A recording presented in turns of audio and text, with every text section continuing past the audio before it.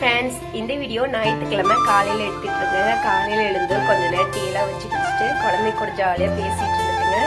மணி இப்போ 8 மணி 9 மணி ஆயிடுச்சுங்க. இப்போதான் சாப்பாடு வடிச்சுட்டு இருக்கேன். சிக்கன் கிரேவியும் கால் குழம்பும் செய்யலாம்னு சொல்லிட்டு எடுத்து வச்சிருக்கோம். மாமாக்கு நைட் ஷிஃப்ட்டுங்க, போயிட்டு வரும்போது இப்போதான் எடுத்துட்டு வந்தாங்க. வாங்க வீடியோ கிட்ட வந்து கொஞ்சமாக கடலக்காடு போட்டிருக்காங்க. கடலக்காடு வெட்டுறதுக்காக வந்திருக்காங்க.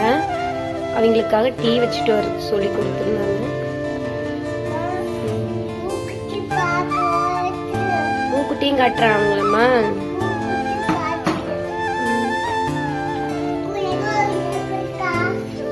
பூக்குட்டி காட்டியாச்சு, இங்க பாருங்க. காட்டியாச்சு, என்னன்னு சொல்லுங்க. காட்டியாச்சு, என்னன்னு சொல்லுங்க. காட்டியாச்சா? என்னத்துக்கு இங்க உட்காந்துருக்கீங்க? காக்குங்க வேணும். ஃபர்ஸ்ட் தானே குடிச்சோம் நாம குடிச்சிட்டுள்ள சாமி காக்கும். இப்ப எதுக்குமா காக்கும்? ஆயா கள்ளக்காடு வெட்டுறதுக்காக காக்கும் வச்சுட்டு சொன்னாங்களா? இங்க பார்த்து பேசுங்க. ஆயா ஆயா கள்ளக்காடு வெட்டுறதுக்காக காக்கும் வச்சுட்டு சொன்னாங்களா? சரி, நீ நம்ம வீட்டுல என்ன சாப்பாடு? பொங்கலா? சிக்கன் குழம்புல கறி குழம்பு, கீச்சி குழம்பு. கீச்சி குழம்பு செய்யலாமா? கால் குழம்பு செய்யறதுக்காக 2 கால் வந்து எடுத்துட்டு வந்தாங்க. போன வாரமே 2 கால் செஞ்சுட்டு மீதி 2 கால் மட்டும் எடுக்கல. செய்யலாம். என்னம்மா? ஆமாம்மா ஆமாம்மா. தக்காளி வந்து நறுக்கி வச்சிருக்கேன், வெங்காயம் நறுக்கி வச்சிருக்கேன். சும்மா ஒரு வேளைக்கு மட்டும் சிக்கன் கிரேவி மாதிரி செஞ்சுக்கலாம்னு சொல்லிட்டு எடுத்து வச்சிருக்காங்க. இந்த சிக்கன் கிரேவி செய்யறதுக்கு ஒரு 10 நிமிஷம் இருந்தால் போதுங்க. சீக்கிரம் செஞ்சிடலாம். ரொம்ப நேரம்லாம் ஆகவே ஆகாது. வீட்டில் இருக்கக்கூடிய பொருட்களை வச்சு எப்படி ஈஸியாக டேஸ்ட்டாக செய்யுதுன்னு சொல்லிட்டு பார்க்கலாங்க. பெரிய வெங்காயம் 1 வெங்காயம் சேர்த்துருக்கேங்க. அது கூடவே சின்ன தக்காளியில் 2 தக்காளி சேர்த்துக்கிட்டேன். 5-6 பல் பூண்டு, கொஞ்சமாக பட்டை கிராம்பு அதெல்லாம் இருக்கும் இல்லைங்களா, அது கொஞ்சமாக எடுத்து வச்சுருக்கேன். கடல் பாசி கொஞ்சமாக எடுத்து வச்சுருக்கேங்க. அன்னாசி பூ வந்து 1 பூ எடுத்து வச்சுருக்கேன். அது கூடவே ஒரு பச்சை மிளகாய் வந்து சேர்த்துருக்கேன். உங்களுக்கு காரம் நல்லா சாப்பிடுவீங்க அப்படின்னா இன்னும் 2 பச்சை மிளகாய் சேர்த்துக்கோங்க. குழந்தைங்க சாப்பிட்றதுனால நான் 1 பச்சை மிளகாய் மட்டும் சேர்த்துருக்கேங்க. சேர்த்து எல்லா பொருளையும் பச்சையாக மிக்சி ஜாரில் சேர்த்து அரைச்சி எடுத்துக்கலாம். இது கூடவே தேவையான அளவுக்கு குழம்பு மிளகாய் தூள் வந்து சேர்த்துக்கலாம். உங்ககிட்ட குழம்பு மிளகாய் தூள் இல்லை அப்படின்னா கொத்தமல்லி தூள் ஒரு 2 டேபிள் ஸ்பூன், மிளகாய் தூள் ஒரு table spoon, garam masala 1 table ஸ்பூன்ங்கிற மாதிரி உங்களுக்கு குவான்டிட்டிக்கு தகுந்த மாதிரி சேர்த்துக்கோங்க. சேர்த்து நல்லா அரைச்சிக்கலாங்க. அரைச்சி எடுத்ததுக்கப்புறம் சிக்கன் வந்து ஃபஸ்ட்டே ஒரு 2 விசில் விட்டு வச்சுருந்தேங்க. அது கூடவே நம்ம அரைச்ச மசாலாவையும் சேர்த்து நல்லா கிளறி விட்டுக்கலாம். கறி வேக போடும்போதே தேவையான அளவுக்கு உப்பும் மஞ்சத்தூளும் சேர்த்து வேக வச்சுருந்தேங்க. இப்போ வந்து கறிவேப்பிலை மட்டும் கொஞ்சமாக சேர்த்து ஒரு விசில் மட்டும் விட்டு எடுத்துக்கிட்டேங்க. சிக்கன் கிரேவி 10 நிமிஷத்தில் சும்மா கமன்னு மறக்கிற மாதிரி ரொம்ப டேஸ்ட்டாக வீட்லேயே ஈஸியாக செஞ்சிடலாங்க. 10 நிமிஷம் இருந்தால் போதுங்க. சாதம் ஒரு பக்கம் வேகிறதுக்குள்ள சிக்கன் கிரேவி வந்து சூப்பராக ரெடி ஆயிரும்.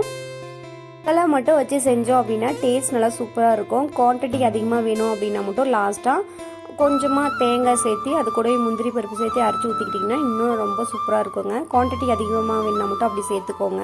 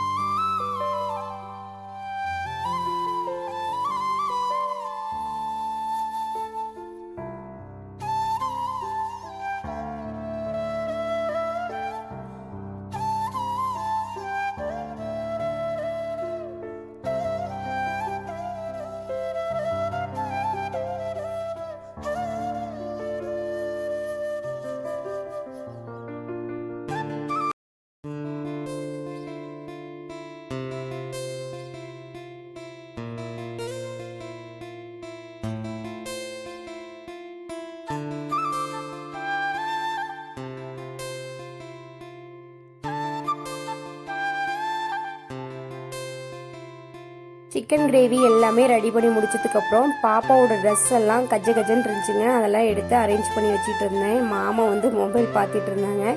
காட்டுக்கு போயிருந்தாங்க. அந்த வாழைச்செடி தென்னஞ்செடி எல்லாம் வச்சதால வீடியோ எடுத்துட்டு வந்திருந்தாங்க. அதை வந்து ஸ்டேட்டஸ் வைக்கிறங்கிறதுக்காக பார்த்துட்டு இருந்தாங்க. தலைவர் வீட்டில் இருந்தாருன்னா இருக்கிற இடமே தெரியாதுங்க. ரொம்ப சைலண்டா இருப்பாரு. அவரை டிஸ்டர்ப் பண்ணாத விட்டோம் அப்படின்னா அவர் இருக்கிற இடம் கொஞ்சம் கூட தெரியவே தெரியாதுங்க. ஒரு மொபைலு இல்லை டிவி ஏதாவது ஒன்று கொடுத்துட்டா அவர் பாட்டுக்கு இருக்கிற இடமே தெரியாது. ரொம்ப சைலண்டா இருந்துக்குவாங்க. அவங்க வீட்டில் இருந்தாங்கன்னா நம்ம சும்மா விடுவோமாங்க. நம்மளுக்கு பேச்சு துறைக்கு ஆள் வேணும், இன்னைக்கு கிடைச்சிட்டாங்கன்னு சொல்லிட்டு ஏதாவது நாம் பேசிட்டே இருப்போம். ஆனால் அவர் இந்த காதில் வாங்கி அந்த காதில் விட்டுட்டு போயிட்டே இருப்பாங்க. அப்புறம் கொஞ்சம் நேரத்தில் டென்ஷன் ஆகி நம்ம வேலையை நம்ம பார்க்கலாம்னு சொல்லிட்டு போயிடுவோம். அதே மாதிரி தாங்க இன்றைக்கும் நடந்துச்சு. பாப்பாவுக்கு பத்தாத ட்ரெஸ்ஸு கொஞ்சம் கிழிஞ்ச ட்ரெஸ் எல்லாம் எடுத்துட்டு தனியாக போட்டு வச்சுருக்கேன். இதெல்லாம் நெருப்பில் போட்டு எரி விட்டுற வேண்டியதாங்க.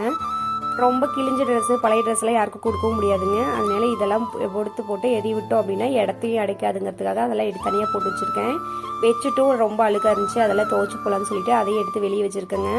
குட்டி பையனுக்கு அதுக்கெல்லாம் பசிக்குதுன்னு சொல்லிட்டான். அதனால தனியாக அவனுக்கு சாப்பாடு போட்டு கொடுத்துட்டேன். குட்டி பையன் உட்காந்து சாப்பிட்டுட்டு இருக்கான். அவங்க அப்பா வந்து குளிச்சுட்டு வரேன்னு சொன்னாங்க. குளிச்சுட்டு வரதுக்குள்ள பாப்பா வந்து அந்த பழைய ட்ரெஸ்ஸு கிழிஞ்ச ட்ரெஸ் எல்லாம் இருந்துச்சு இல்லைங்களா, அதெல்லாம் எடுத்து போட்டு நெருப்பு வச்சு விட்டுலான்னு சொல்லிட்டு இங்கே வந்து எடுத்துகிட்டு வந்து போட்டாச்சு. இந்த சைடு ஏற்கனவே நிறையா காஞ்ச குப்பையெல்லாம் போட்டு வச்சுருந்தேங்க. அதெல்லாம் ஒரே முட்டை நெருப்பு வச்சு விட்டுலான்னு சொல்லிட்டு வச்சு விட்டுட்டு இருக்கேன். பேஞ்ச மழையிலுங்க இந்த சைடு கீழே ஃபுல்லாக வெறும் பில்லாக ஏறி போச்சு. அந்த பூண்டு இருக்கு இல்லைங்களா, அது வந்து ரொம்ப அதிகமாக கொச்சன்னு ஏறி போச்சுங்க. குழந்தைங்க வந்து இந்த வழியாக தான் இறங்கி ஃபர்ஸ்ட்லாம் ஸ்கூலுக்கு போவாங்க. இந்த வழியாக இப்போ வரவே முடியலங்க, அவ்வளோ பூண்டு ஏறி போச்சு. அதனால என்னால் முடிஞ்ச அளவுக்கு அந்த பூண்டெலாம் பிடுங்கி போட்டு நெருப்பு வச்சு விட்டலான்னு சொல்லிட்டு பாதி வந்து பிடுங்கி போட்டு நெருப்பு வச்சு விட்டாச்சுங்க. அதுக்கெல்லாம் மாமா வந்துட்டாங்க, பசிக்குதுன்னு சொல்லிட்டு சாப்பிட்லான்னு போய் ஃபேஸ் வாஷ்லாம் பண்ணிவிட்டு கையெல்லாம் சுத்தமாக கழுவிட்டு சாப்பிட்றதுக்கு வந்தாச்சுங்க. இன்னைக்கு சிக்கன் கிரேவி ரொம்பவே டேஸ்ட்டாக வந்துருந்துச்சு. எங்கள் வீட்டில் எல்லாத்துக்குமே ரொம்ப பிடிச்சிருந்துச்சுங்க. காரம் இப்போ வந்துங்க ரொம்ப கம்மி பண்ணியாச்சு. ஏன்னா குட்டீஸ் வந்து 3 பேர் இருக்காங்க, அவங்களும் சாப்பிடணும்னு சொல்லிட்டு காரம் வந்து ரொம்ப கம்மி பண்ணியாச்சுங்க. சண்டே நான்வெஜ் செஞ்சாவே ஃபேமிலியோட உட்காந்து சாப்பிட்டாதாங்க எனக்கு கொஞ்சம் சாப்பிட்ட மாதிரியே இருக்கும். ஏன்னா குழந்தைங்களுக்கும் அப்போ தான் அவங்களுக்கு பிடிச்ச கறி வந்து ஊட்டிவிட்டே நாமளும் சாப்பிட முடியும்னு சொல்லிட்டு குழந்தைங்களையும் பக்கத்தில் ஊட்டி வந்து உட்கார வச்சாச்சு. குட்டிவே வந்து ஃபர்ஸ்டே சாப்பிட்டான். பாப்பா 2 பேரும் சாப்பிடல. அவங்க 2 பேருக்கும் தனியாக வந்து வட்டில் போட்டு கொடுத்தாச்சு. பெரியமும் காரமே சுத்தமாக சாப்பிட மாட்டா. லைட்டாக காரம் இருந்தாலும் சரி காக்குதுன்னு சொல்லிட்டு சாதத்தை அப்படியே வச்சிருவா. இன்னைக்கு வந்து காரம் ரொம்ப கம்மியாக இருந்ததுனால அம்மா நல்லா இருக்குமான்னு சொல்லிட்டு சாப்பிட்டா. சின்ன பாப்பா வந்து எப்பயுமே காரம் கொஞ்சம் அதிகமாக இருந்தால் கூட அட்ஜஸ்ட் பண்ணி சாப்பிட்ருவா. ஒரு காரம்னா ரொம்ப பிடிக்கும். ஒரு வழியாக எல்லோரும் சாப்பிட்டு முடிச்சுட்டு ஒரு அரை மணி நேரம் மட்டும் ரெஸ்ட்டை போட்டுங்க. கொஞ்ச நேரம் பேசிகிட்டு இருந்துட்டு ஆடெல்லாம் ரொம்ப கத்த ஆரம்பிச்சிருச்சு. சரி கொஞ்சம் நேரம் ஆடை தொட்டு மேய்க்கலாம்னு சொல்லிட்டு ஆடெல்லாம் மேய்ச்சி கட்டிட்டு ஈவினிங் ஃப்ரெஷ்ஷாக குளிச்சுட்டுங்க குழம்பு செய்யலான்னு சொல்லிட்டு கிச்சனுக்கு வந்து வந்தாச்சுங்க. கால் குழம்பு செய்யறதுக்காக பெரிய வெங்காயம், தக்காளி, பூண்டு கொஞ்சமாக எடுத்து வச்சுருக்கேன். அதுக்கு எப்பயும் போல் மசாலா கொஞ்சம் சேர்ப்போம் இல்லைங்களா, அதுக்கு வந்து பட்டை, சோம்பு, கிராம்பு அதெல்லாம் கொஞ்சம் எடுத்து வச்சுருக்கேன். பொட்டுக்கடலை, தேங்காய், பச்சை மிளகாய் இது எல்லாமே சேர்த்து வதக்கிட்டு அதுக்கப்புறம் அரைச்சி குழம்பு வச்சோம்னா ரொம்ப டேஸ்ட்டாக இருக்குங்க. கால் வந்து ரொம்ப அதிகமாக தண்ணி விட்டுருந்தேங்க. அது சுண்டி எந்த அளவுக்கு வந்துருக்கு பாருங்க. ஒரு 20 விசிலுக்கு பக்கமாக விட்டுருப்பேன். ஏன்னா இந்த கால் வந்து போன வாரம் எடுத்துகிட்டு வந்த காலுங்கிறதுனால ஓரளவுக்கு காஞ்சி போச்சு. ஒரு நாள் காலையிலேயே மாமா காலில் வெட்டி 2-3 டைம் மஞ்சள் போட்டு நல்லா வாஷ் பண்ணி தண்ணி ஊற்றி ஊற வச்சாச்சுங்க. ஈவினிங் வாக்கில் தான் செஞ்சேன். கால் வந்து நல்லா ஊறி இருந்துச்சு. அப்பயுமே ஒரு 20 விசிலுக்காட்டு விட்டு தாங்க எடுத்தேன். விசில் விட்டு எடுத்ததுக்கப்புறம் நம்ம அரைச்ச மசாலாவெல்லாம் சேர்த்து தேவையான அளவுக்கு மஞ்சத்தூள், உப்பு எல்லாமே சேர்த்து மறுபடியும் ஒரு விசில் விட்டு எடுத்தோம் அப்படின்னா குழம்பு நல்லா சூப்பராக கொதிச்சிருங்க. ஆட்டுக்கறியிலேயே ரொம்ப ரொம்ப சத்தானது அப்படின்னா கால் தாங்க. ஆட்டுக்காலில் அவ்வளோ சத்து இருக்குங்க. சிசேரியன் பண்ணவங்களுக்கு எல்லாத்துக்குமே முதுகு வலி வந்து ரொம்ப அதிகமாகவே இருக்கும். அவங்களாம் அந்த கால் குழம்பு குடிச்சிட்டு வந்தோம் அப்படின்னா சீக்கிரமாக அந்த முதுகு வலியெல்லாம் விட்டு போயிடும். எனக்குமே ஸ்டார்டிங்லலாம் முதுகு வலி வந்து பயங்கரமாக இருக்கும். அப்படியே அழுவுங்க. அவ்வளோ முதுகு வலி வந்து அவ்வளோ வலி வலிக்கும். 2-3 டைம் கால் எடுத்துருந்து ஒரு வாரத்தில் 2-3 டைம் சாப்பிட்டேன். அந்த முதுகு வலியே இப்போ சுத்தமாக இல்லை. உங்களுக்கும் இது மாதிரி பிரச்சனைலாம் இருந்துச்சுன்னா கண்டிப்பாக சாப்பிட்டுங்க. ரொம்ப ரொம்ப நல்லது. முதுகு வலி, கால் வலி, முட்டி வலி இதுக்கு எல்லாத்துக்குமே கால் குழம்பு வந்து ரொம்ப ரொம்ப நல்லதுங்க. டெய்லரிங் ஒர்க் பண்ணுறாங்க இல்லைங்களா, அவங்களாம் இது சாப்பிட்றது வந்து அந்த அளவுக்கு நல்லது. எனக்கு தெரிஞ்ச அக்கா வந்து ஒருத்தங்க டெய்லர் கடை வந்து வச்சுருக்காங்க. ரொம்ப வருஷமாக வச்சுருக்காங்க. அவங்க வீட்டில் வாரத்தில் ஒரு நாள்னாச்சும் கால் குழம்பு செய்யாத இருக்கவே மாட்டாங்க. குழம்புல இருந்து கால் எடுத்துங்க, தனியாக கால் வந்து தாளித்து விட்டாச்சு. சமைக்க ஸ்டார்ட் பண்ணால் போதுங்க, நம்ம வீட்டு பூக்குட்டி வந்து நம்ம சமைக்கிற இடத்துலயே வந்து உட்காந்துருப்பான். நம்ம குட்டி பையன் பேர் வந்து பூபேஸு. அவனை சும்மா செல்லமாக பூக்குட்டி பூக்குட்டின்னு சொல்லி கூப்பிடுவேன். பசிக்குதுன்னு சொன்னான்னு சொல்லிட்டு அவனுக்கு கொஞ்சமாக சாப்பாடு போட்டு கொடுத்துருங்க. குட்டி பையன் வந்து சாப்பிட்டுட்டு இருக்கான். அவங்க அப்பாவுக்கு வந்து இந்த வாரம் நைட் ஷிஃப்ட்டுங்கிறதுனால அவருக்கும் சாப்பாடு போட்டு கொடுத்துருக்கேன். அவரும் சாப்பிட்டுட்டு இருக்காரு. இன்றைக்கு வந்துச்சுங்க. நெக்ஸ்ட் இன்ட்ரெஸ்டிங்கான வீடியோவில் பார்க்கலாங்க.